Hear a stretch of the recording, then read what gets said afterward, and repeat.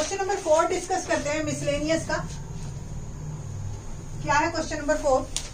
If A vector is equal to B vector plus C vector, then is it true that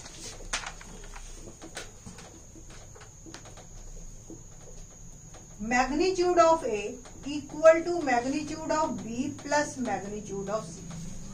आपको अगर identity याद हो तो magnitude of A is less than equal to magnitude of B plus magnitude of C. ये हमारे examples में हमने prove कर रखा है, बट यहां पे अभी हमें जब प्रूव करना है तो ये एक्चुअली हमेशा ट्रू नहीं है, ये पर्टिकुलर एक केस में ट्रू है।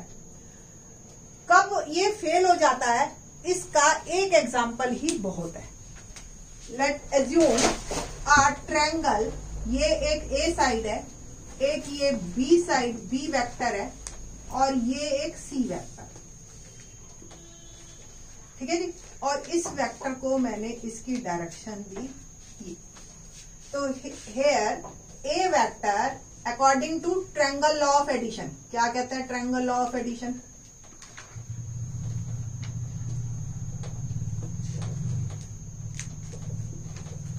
A vector is sum of two vectors, but आपको भी पता है कि तीसरी ट्रायंगल लॉ ऑफ एडिशन और ट्रायंगल का क्या एडिशन होती है? हमेशा किन्हीं भी दो साइड्स का सम तीसरी साइड से हमेशा बड़ा होगा। तो मैग्नीट्यूड हमेशा जो है इनका बड़ा होगा सम का ट्रायंगल में। तो यहाँ पे जब ट्रायंगल के रूप में ये तीनों वेक्टर सेट होंगे तो ये आइडेंटिटी फेल हो जाती है। ये सिर्फ और सिर्फ तब ट्रू है जब ये तीनों वेक्टर कोलिनियर, लाइक ये ए वेक्टर हो, ये बी वेक्टर हो, ये सी। तो बी और सी वेक्टर अगर कोलिनियर है तो इन दोनों का सम डेफिनेटली जो आएगा वो इनके मैग्नीट्यूड के बराबर ही। तो ये जो आइडेंटिटी जो भी आई ये सिर्फ इस पर्टिकुलर केस के लिए है, अदरवाइज ये fail, always not. Question number 5 discuss करते हैं।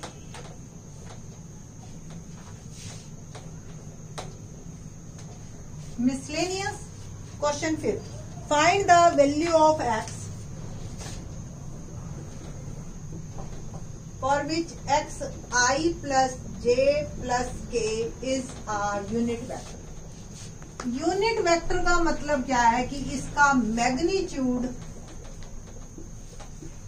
1। सपोज ये एक वेक्टर है, लेट इट बी ए, तो magnitude of A is under root X square plus X square plus X square, और क्या गिवन है ये 1 के बराबर। तो it will become 3x square is equal to 1, squaring both side, 3x square is equal to 1, squaring 1 का square 1, x square आ गया 1/3 और x आ गया प्लस माइनस 1/रूट, दैट इज माय आंसर। ठीक है, तो यही हमने निकालना था x की value. So the required value of x is plus minus 1/रूट इज माय आंसर। इजी था। क्वेश्चन नंबर 6 देखते हैं।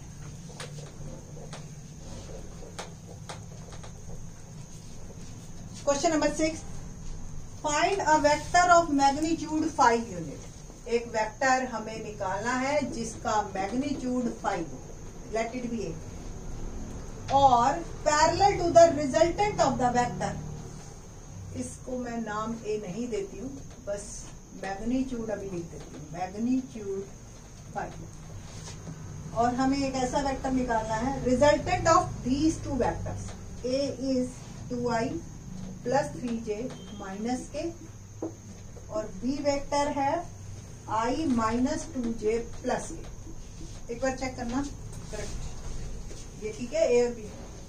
तो रिजल्टेंट का ऑब्वियस मतलब है दोनों वेक्टर्स का सम, addition.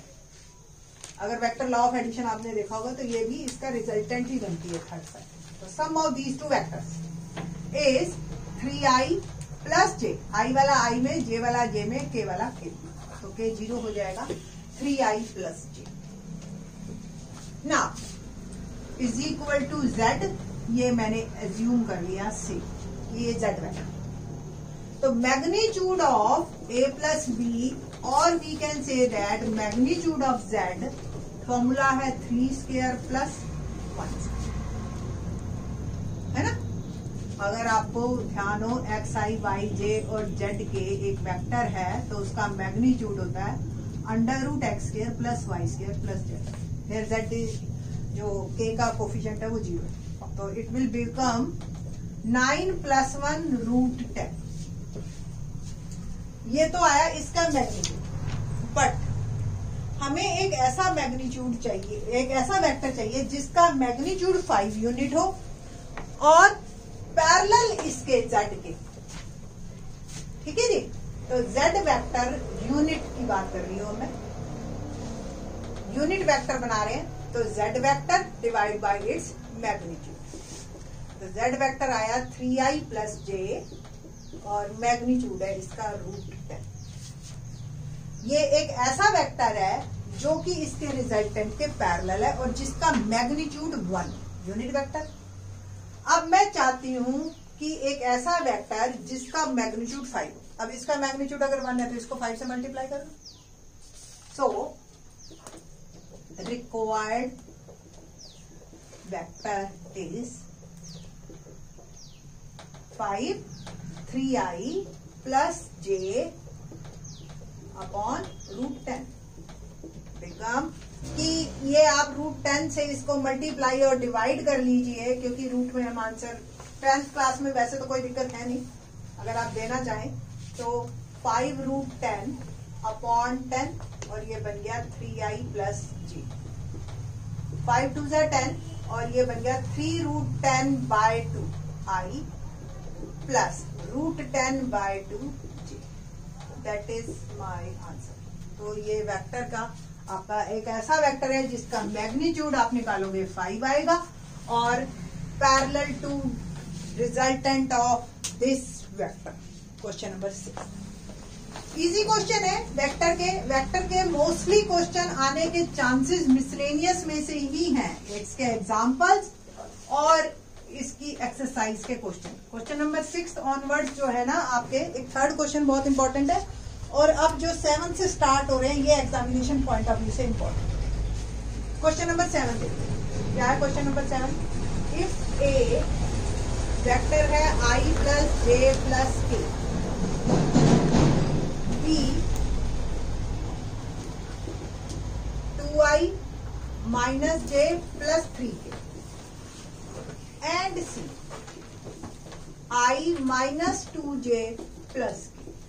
Find a unit vector parallel to the vector 2a - b + 3c. Unit vector parallel to this vector.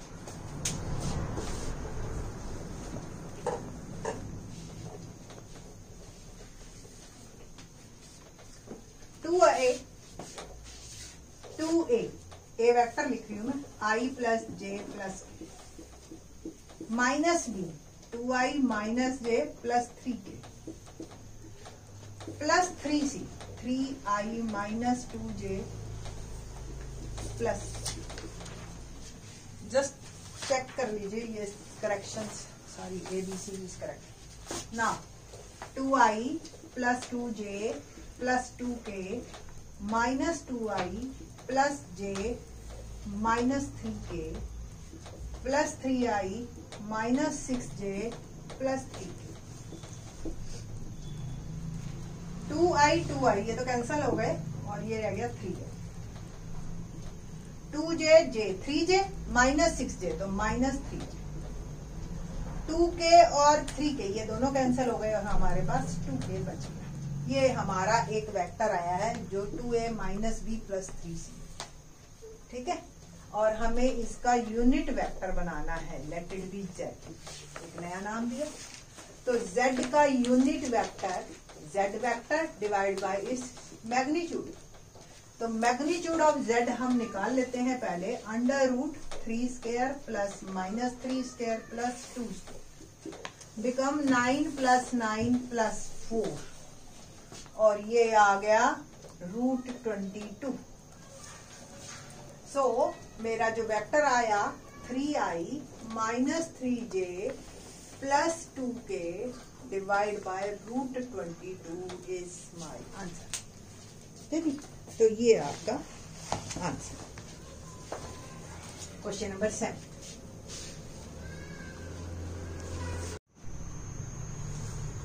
Question number 8 देखते हैं क्या है। Question number 8, we have 3 points A, B, C and we have to show that these points are collinear and find the ratio in which B divides AC। तो आपको पता है हमने AB के डायरेक्शन कोसाइन सिंपल ये निकाल लेते हैं AB, AC वगैरह के, और यहाँ पे B को डिवाइड्स AC कहा है तो इस तरीके से लिख लीजिए better.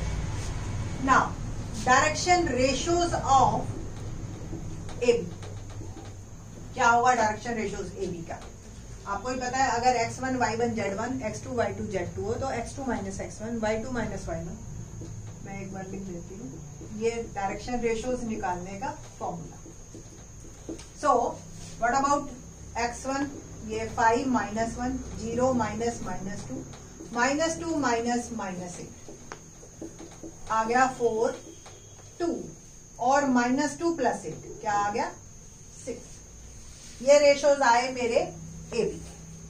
Same direction ratios of BC क्या बना? 11 माइनस 5 3 माइनस 0 और 7 माइनस 2। ठीक है, ये आ गया 6 3 और 7 में से 2 गया 5, 7 minus minus.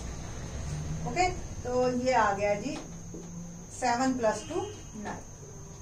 Let it be ये A1 B1 C1 है और ये A2 B2 C2, और आपको दिखाई दे रहा है कि 4/6 A1 by A2 equal to B1 by B2 equal to C1 by C2। All are proportional दिखाई दे रहा है। Let it be lambda. 4 6 सारे 2/3 के बराबर है, तो लैम्डा एक्चुअल क्या है यार 2/3। तो अगर AB is equal to lambda BC, where lambda is 2/3, so points are